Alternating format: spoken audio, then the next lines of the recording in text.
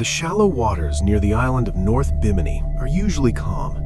Clear turquoise water, soft sand, and coral reefs make the area feel ordinary, even peaceful.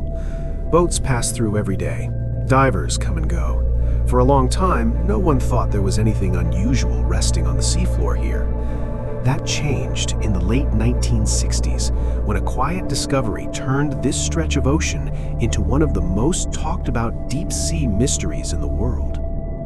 In 1968, a pilot named J. Manson Valentine was flying over the Bahamas when he noticed something strange beneath the surface.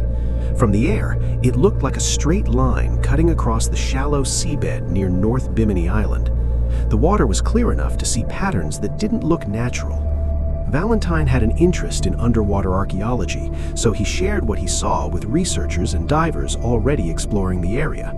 Soon after, teams went down to take a closer look. What they found was unexpected. Lying about 15 feet underwater was a long formation of large, flat limestone blocks. Some were rectangular, others were more square. Together, they formed a line stretching for roughly half a mile. The stones appeared fitted together, edge to edge, creating something that looked very much like a road, a wall, or a foundation. It didn't twist or curve like coral reefs often do. It ran straight, almost deliberately, across the seafloor. Divers began calling it the Bimini Road. At first, the discovery spread slowly. This was before the internet, before viral videos. But word traveled through diving communities, then into magazines and documentaries. Underwater photos showed massive stone slabs resting neatly beside one another.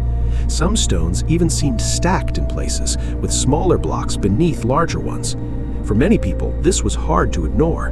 Nature could be messy and random, but this looked planned.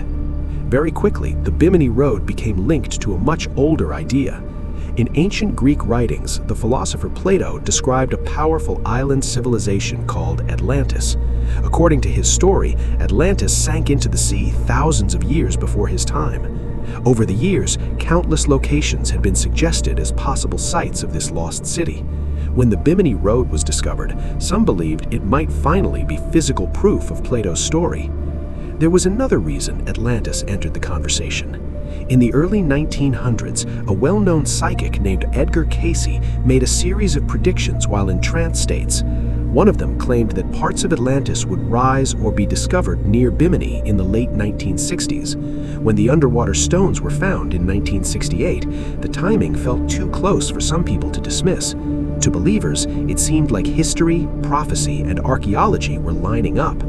Soon, the site attracted explorers, researchers, and filmmakers. Divers swam along the stone line, measuring blocks and filming from every angle. Some reported that the stones formed corners and right angles. Others pointed out gaps that looked like joints. The idea that this could be part of a submerged civilization took hold in the public imagination. The Bimini Road became one of the most famous alleged sunken structures ever found. But not everyone was convinced. As interest grew, geologists began studying the formation more carefully. They collected rock samples and examined how the stones were made. What they found challenged the idea of an ancient road. The limestone blocks matched a natural formation common in coastal areas of the Bahamas, known as beachrock. Beachrock forms when sand, shells, and sediment harden over time, often breaking into flat slabs along natural cracks. According to this explanation, the stones were never cut or placed by humans. They formed naturally along the shoreline thousands of years ago. As sea levels slowly rose after the last ice age, the hardened beach rock sank beneath the water. Over time, erosion and wave action separated the rock into block-like shapes, creating the illusion of a constructed pathway. Divers began calling it the Bimini Road. As interest grew, supporters of the man-made theory argued that nature rarely creates such long, straight alignments. They highlighted stones that appeared stacked or supported by smaller rocks beneath them. Some divers claimed to find patterns that looked deliberate, including curves and turns beyond the main line. Over the years, sonar scans and underwater surveys added more data, but not clear answers.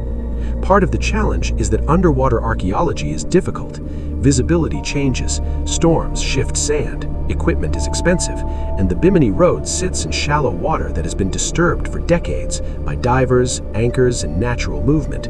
This makes it harder to tell what is original and what has been altered over time.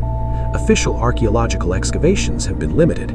No confirmed tools, carvings, or human artifacts have been found directly connected to the stones. That absence is important. In most confirmed submerged civilizations, even small ones, pottery, tools, or organic remains appear nearby. At Bimini, the stones stand alone. Still, the formation refuses to fade into obscurity. It continues to appear in documentaries about lost underwater cities and unexplained ruins.